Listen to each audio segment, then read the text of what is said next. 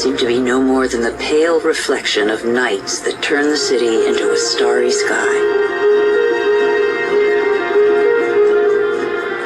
Faster and faster, distances are no longer counted in miles, but in minutes.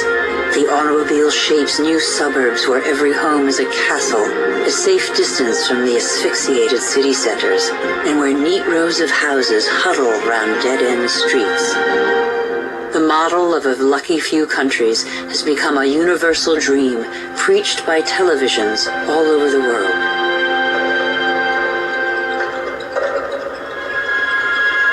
Even here in Beijing, it is cloned, copied, and reproduced in these formatted houses that have wiped pagodas off the map.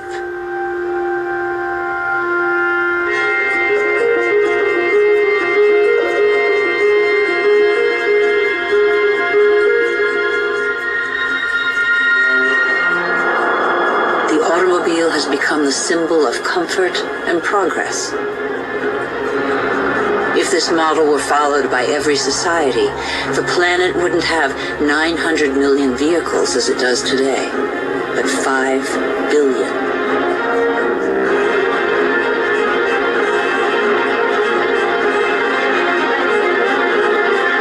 Faster and faster, the more the world develops, the greater its thirst for energy. Everywhere, machines dig, bore, and rip from the earth the pieces of stars buried in its depths since its creation. Minerals.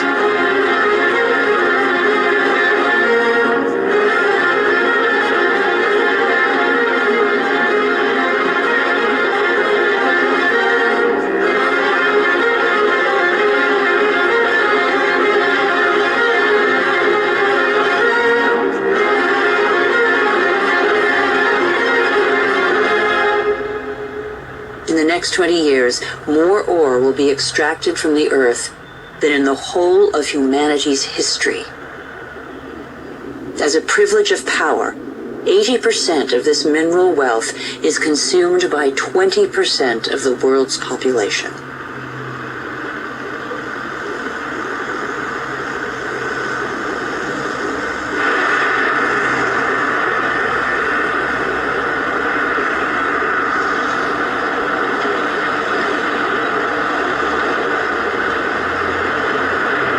Before the end of this century, excessive mining will have exhausted nearly all the planet's reserves.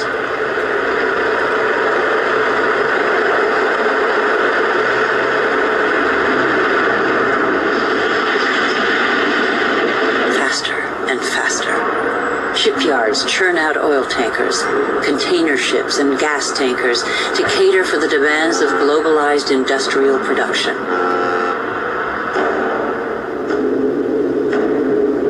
Most consumer goods travel thousands of kilometers from the country of production to the country of consumption.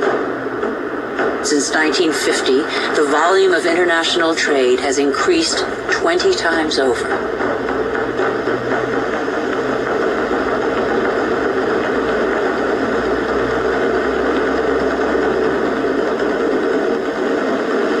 % of trade goes by sea.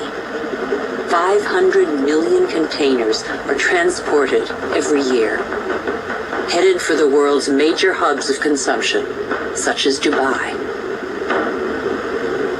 Dubai is one of the biggest construction sites in the world, a country where the impossible becomes possible, building artificial islands in the sea, for example.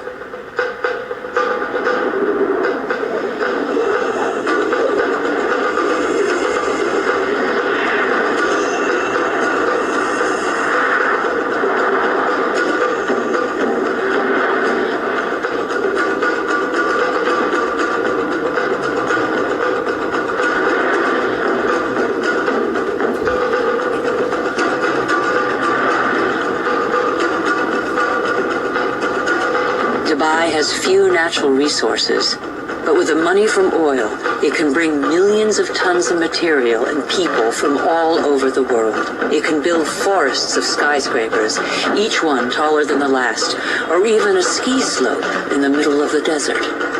Dubai has no farmland, but it can import food. Dubai has no water, but it can afford to expend immense amounts of energy to desalinate seawater and build the highest skyscrapers in the world. Dubai has endless sun, but no solar panels. It is the city of more is more, where the wildest dreams become reality.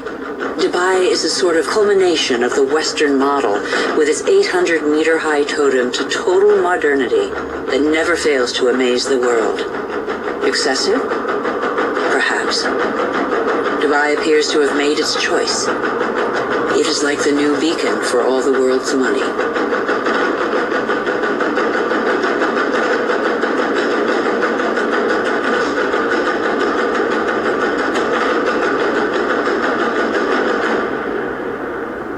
Nothing seems further removed from nature than Dubai, although nothing depends on nature more than Dubai. The city merely follows the model of wealthy nations. We haven't understood that we're depleting what nature provides.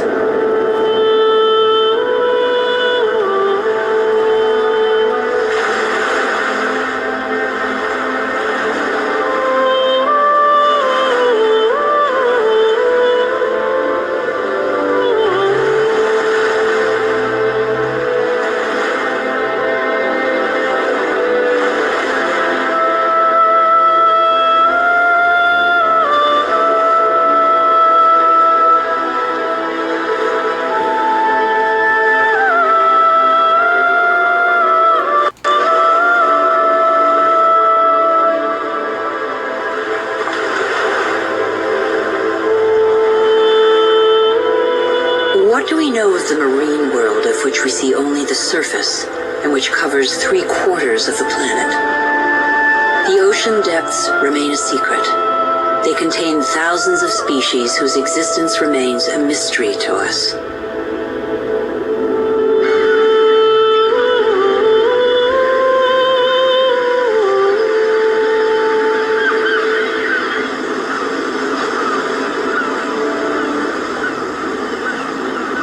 Since 1950, fishing catches have increased 5-fold, from 18 to 100 million metric tons a year. Thousands of factory ships are emptying the oceans.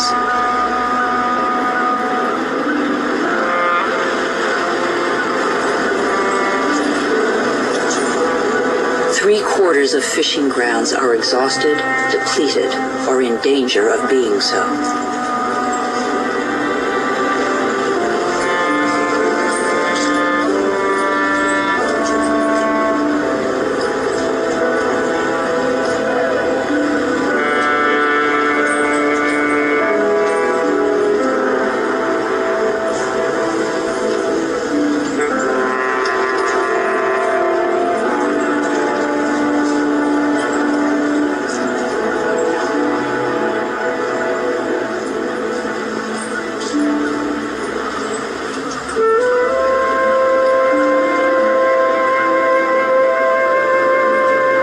Most large fish have been fished out of existence since they have no time to reproduce. We are destroying the cycle of a life that was given to us.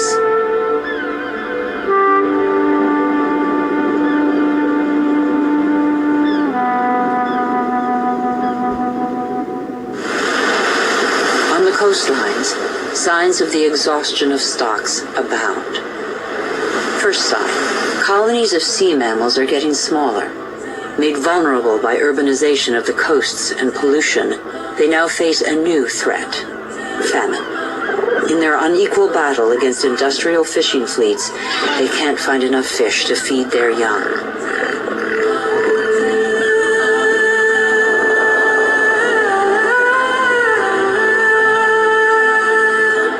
Second sign, sea